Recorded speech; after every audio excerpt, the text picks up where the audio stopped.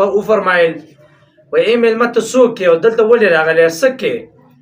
ابو ذر غفاری رضی الله تعالی عنہ تو فرمایي و زه تعالی په الله په نوم باندې قسم در کوم چې زه ته یو خبر کوم چاته به کینا علي صاحب تو فرمایي ټیک ته وی کراتا و ابو ذر غفاری رضی الله تعالی عنہ تو فرمایل چې دلته یو کس ته د نبوت دعوه کوي چې زه د الله پیغمبر یم زرا غلم دغه سره ملاویږم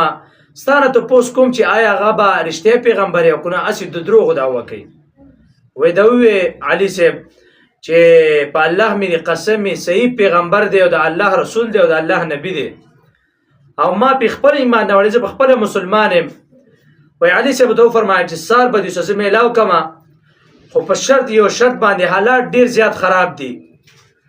مسلمانان ډیر زیات کم دي کوپار سیوا ډیر زیات سخت په مسلمانانو باندې تیری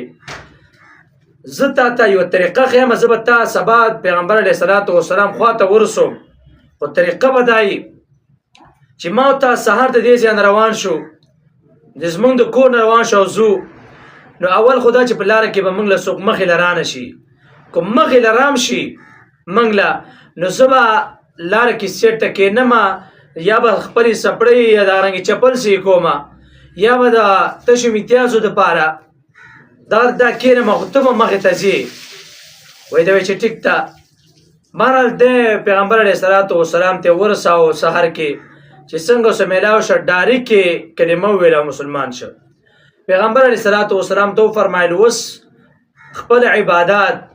زور باندې د خلکو مخه ته دلته کلمه موای ځکه مسلمانان کم دي او کوپار سیوا دي خپل وطن ته خپل کلی او قبیله ته راشه آلته تبلیغ د دې کوا وای دې ټینګ نشه دې چې کړه راوت وی چې دا دین چا د پلار جاگیر نه دی چې ته په حق باندې دا کلمه په حق باندې را دا دین او شریعت چا د پلار جاگیر نه دی وای راوت او په زور باندې وی چې اشهد ان لا اله الا الله واشهد ان محمد رسول الله دا کلمه چې کړه ویلا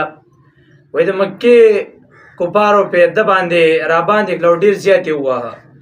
وای دومره وه چې د ان قریب چې وفات شوی شي شوی حضرت عباس رضی الله تعالی عنہ در پیغمبر علیه الصلاۃ والسلام تر دې مسلمان شوی نه وای داراله په د باندې پاسه سملاس